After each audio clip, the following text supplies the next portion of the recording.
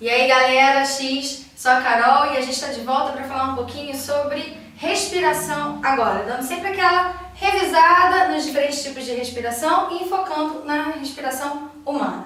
Bom, mas antes de tudo, o que é respiração? O que é respirar? É só botar o ar para dentro, tirar o ar? Claro que não. Respiração é um processo que ocorre primeiramente a nível celular, onde as células utilizam, no caso das células aeróbicas, o oxigênio para poder produzir energia e liberam gás carbônico. Só que, para esse oxigênio chegar nas células, ele tem que percorrer um longo caminho. E é isso que a gente vai falar um pouquinho agora.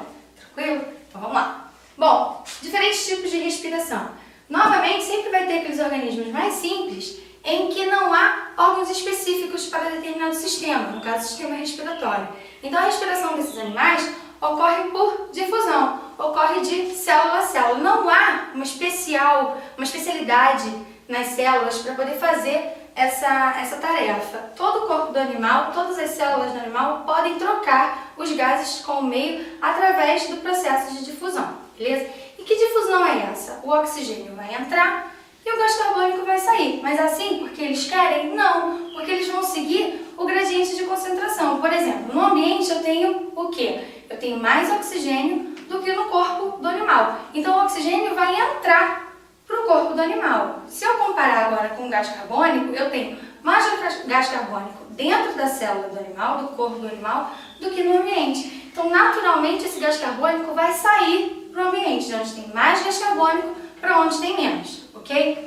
A partir do tipo de respiração cutânea, eu já tenho uma especialização. É a pele que vai fazer essas trocas gasosas, beleza? Então, a partir da pele, da cutis, esse animal vai pegar o oxigênio e vai liberar o gás carbônico. Que animais apresentam isso? Por exemplo, anfíbios apresentam respiração cutânea. Por isso que o sapo ele tem aquela pele úmida. Por quê? Porque é necessário uma pele úmida para que os gases possam passar, tanto o oxigênio quanto o gás carbônico. Outro tipo de respiração é a branquial, é apresentada principalmente pelos peixes. No caso dos anfíbios, quando ele é girino, né, a fase aquática. Então eles apresentam brancas. É um tecido, né, que sofre várias dobrinhas em que ele é especializado para realizar também essas trocas. Por que essas dobrinhas? Porque quanto mais dobrinhas, eu vou aumentando a superfície de contato. A gente já falou sobre isso lá na aula do sistema digestório, do intestino, que tem várias microvilosidades. Aqui é o mesmo princípio. Eu vou aumentar essa superfície de contato para poder maximizar o quanto eu conseguir essas trocas gasosas, beleza? Já no caso da respiração pulmonar, é a respiração dos organismos que conseguiram se adaptar muito bem ao ambiente terrestre. Por quê? Porque o órgão responsável pela troca está dentro do corpo do animal, ele está guardadinho. No nosso caso, está guardado pela caixa torácica. Põe a mão aqui, você vai sentir as suas costelas. Então, mais uma vez, dentro do pulmão eu tenho várias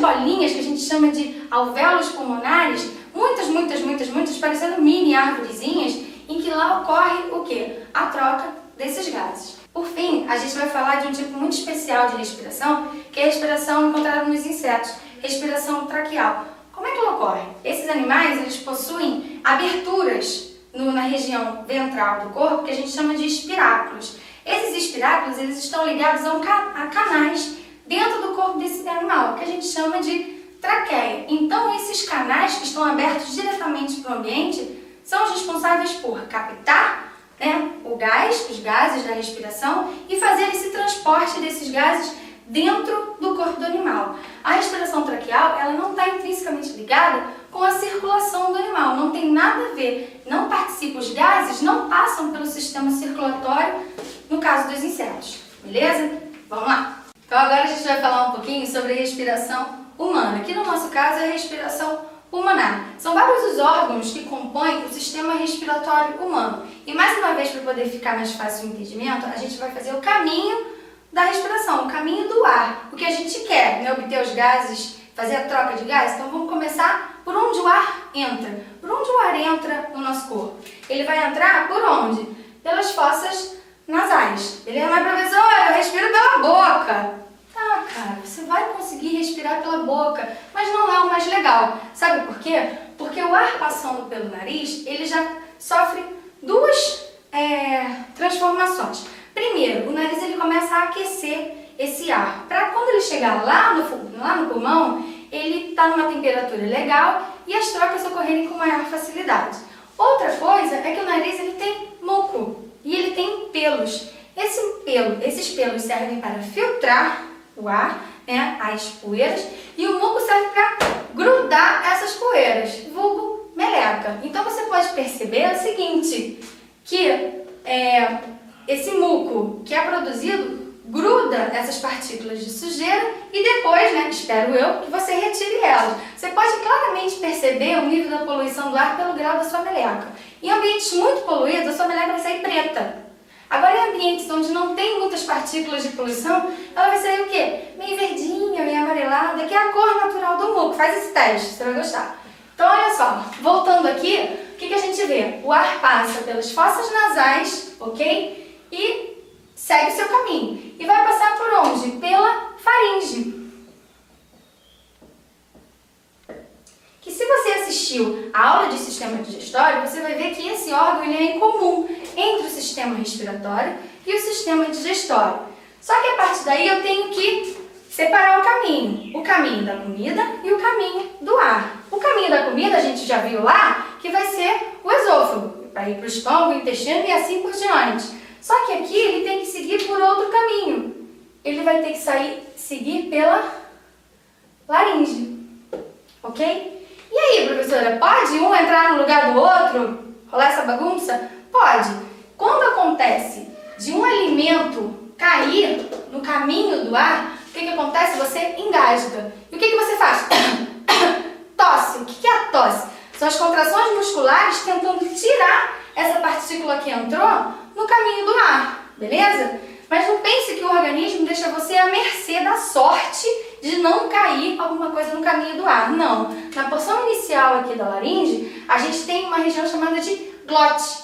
E tem uma válvula muscular chamada de epiglote, que ela fecha e abre conforme você se alimenta ou não. Então, quando você se alimenta, ela fecha e o alimento passa pelo esôfago. Quando você respira, ela abre e o ar pode passar. Por isso que não dá para assoviar de bacana. Ok? Por quê? Porque a glote impede a saída do ar e você engoliu ao mesmo tempo. Entendeu agora? Então, olha só. Entrou o ar através da laringe. Ele vai passar o quê? Vou pegar pra cá que eu tô fazendo uma bagunça danada. Traqueia.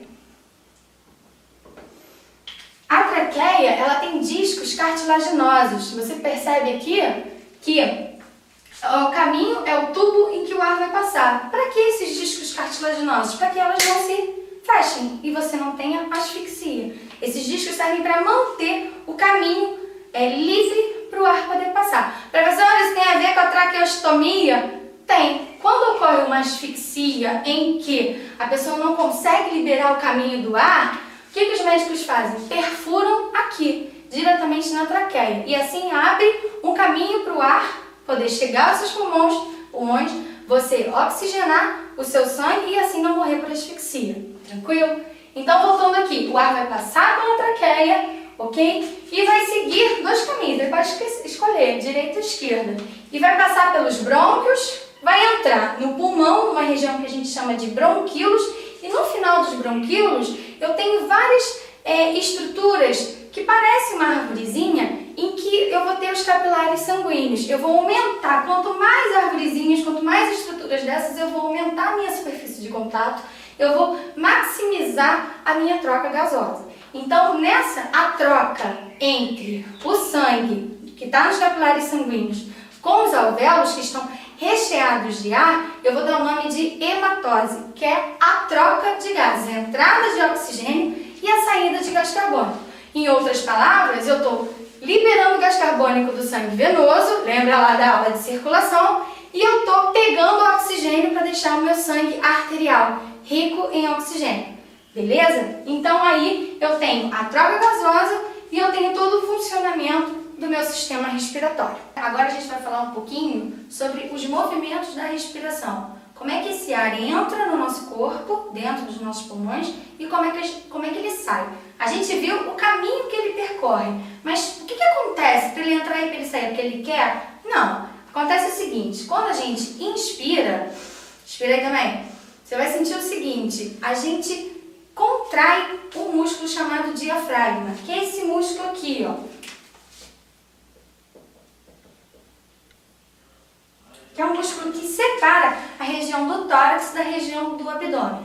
Então, quando você inspira, você contrai esse músculo. Além disso, você também contrai os músculos intercostais. Então, você expande a sua costela. Com isso, você aumenta o volume da sua caixa torácica, né? Você aumenta, fica maior. Aumentando o volume da caixa torácica, você diminui a pressão dentro dela. Então, se a pressão dentro da sua caixa torácica for menor do que a pressão do ambiente, o que acontece? O ar entra. Simples assim. Agora, quando você expira, você está fazendo o quê? Você está relaxando esse diafragma. Então, ele vai diminuir. A sua caixa torácica também vai diminuir o volume, juntamente com os músculos intercostais, que vão o quê? Diminuir o volume, a distância entre as suas costelas, né? Essa amplitude que você tem no tórax. Então, com essa contração, com esse relaxamento, do diafragma, eu tenho o quê? A diminuição do meu volume torácico e com isso a pressão dentro da minha caixa torácica fica maior. Se ela fica maior, eu estou o quê? Expelindo o ar para o lado de fora. Então, é através desse controle, contração e relaxamento dos músculos intercostais e do diafragma que eu tenho a entrada e saída do meu ar. Tudo bem? Não é porque você quer, não. É porque eles controlam. Beleza?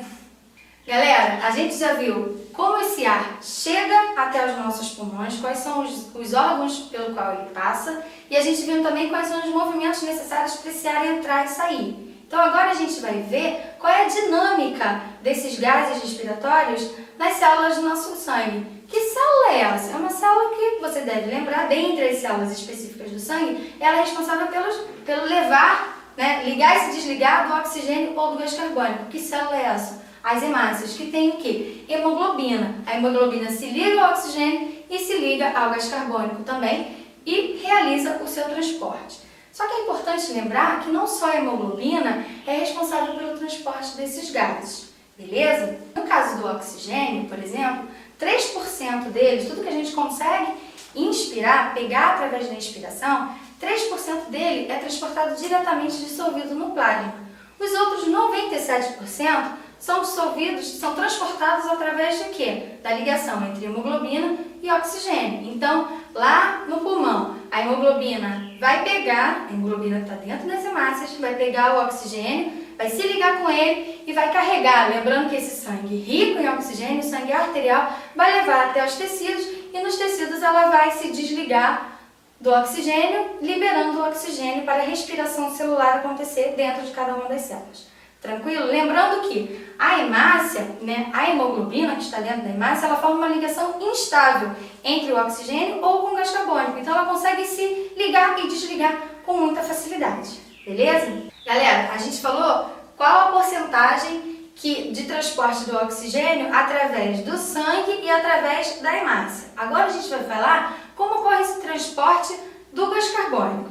Apenas 7% do gás carbônico que está no nosso corpo é transportado através do plasma, diretamente no sangue. Os outros 93% é transportado através da hemácia. E dentro da hemácia, ele pode ocorrer por dois caminhos. Desses 93%, 21% vai fazer a ligação entre hemoglobina e gás carbônico, ok? Formando a carbohemoglobina. E aí, similar à ligação hemoglobina e oxigênio, essa hemácia que está com a hemoglobina ligada ao gás carbônico, ela vai caminhar pelo corpo, quando chega lá no pulmão, ela vai liberar esse gás carbônico para o ambiente para poder pegar novamente o oxigênio.